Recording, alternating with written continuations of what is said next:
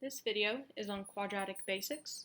We're going to do a couple of example problems of filling out the important information from a quadratic and then graphing it on the actual graph. So looking at the graph, fill out the chart with the important information. We're going to label the graph with this information. So the first thing we want to look for is the x-intercepts. We have our x and our y-axis, and they are counting by ones.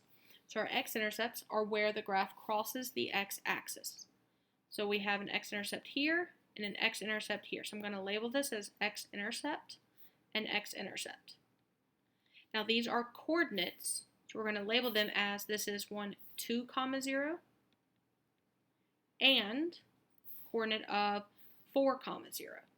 Make sure you always label intercepts as coordinates. The next thing we want to find is the vertex. The vertex is the highest or lowest point on the graph. So the vertex is this coordinate right here. We're going to label this vertex. And this is at the coordinate of 3, -1. Now your vertex should be directly in the middle of your two x-intercepts, which we're at 2 and we're at 4, so directly in the middle of 2 and 4 is 3. So that x value is directly in the middle, which is perfect. So now that we have the vertex, we can see our axis of symmetry. The axis of symmetry is that symmetrical, is how we find the symmetry of our graphs. What line would we be able to fold our graph over to be able to fit the left perfectly on the right? That line goes directly through that vertex. It is a vertical line, therefore it is called AOS x equals, and then whatever this x value of our vertex was, is that number. So the axis of symmetry is x equals 3. It is a line, so we must write it as an equation. We cannot just say it's 3.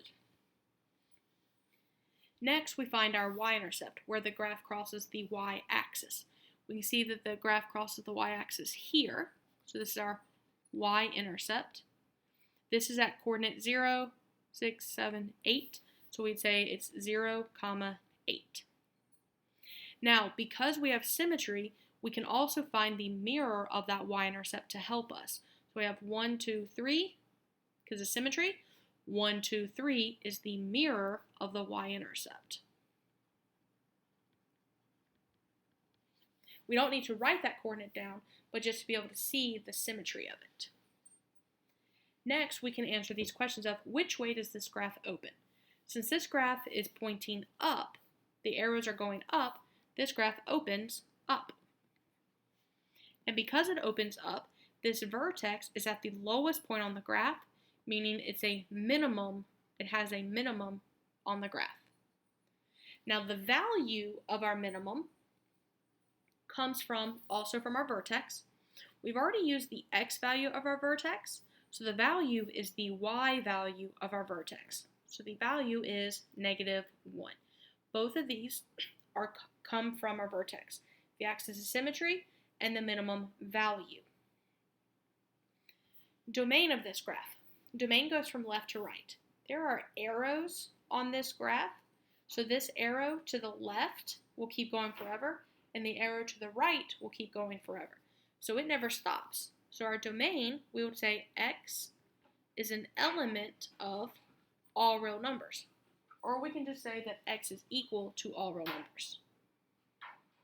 So for our range, it's going to be our y, and we have a minimum value, so we want to use that minimum value of -1, and it's all the values that are above it. So it's graphing more than, so we want to say greater than or equal to -1.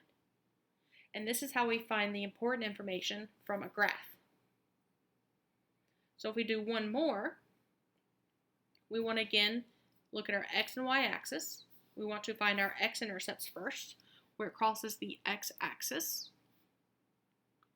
These are our x-intercepts. This is at coordinate -1, 0, and at 3, 0. Because I'm watching my scale, this is counting by ones, because that goes to 5. Next, we want our vertex, which is this point, the highest point on the graph in this case. which is at coordinate 1, 4. And then our axis of symmetry is that line of which we can fold our graph over so that the left fits perfectly on the right, which will go through the vertex.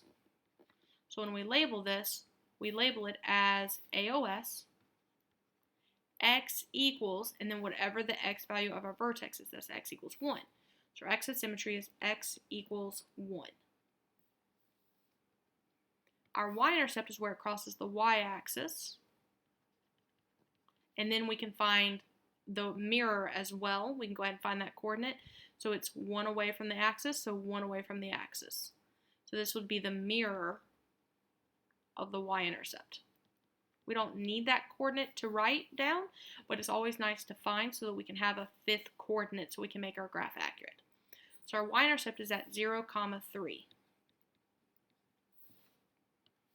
This graph is pointing downwards, so it opens down. Since this opens down, our vertex is the highest point on the graph, so it's a maximum point. And the value of that maximum point would be that y value, the highest y value in this chart, which is 4. The domain are the x values reading from left to right. So remember, the arrow, because this arrow, it has no minimum x value because it keeps going forever to the left, and it keeps going to the right forever. That means that our domain is all real numbers. So x is an element of all real numbers, or we can say x equals all real numbers. Our range focuses on the y's, and it does not have a minimum value, but it does have a maximum y value, which was that 4. And we want all the numbers that are smaller than the 4 because it's pointing down. So smaller is less than or equal to 4. And this is our range. So from our graph, we can find all of the coordinates and all of the important information. If we have all of the important information, we can then graph it as well. So this is the Quadratic Basics, all the important information in chart format.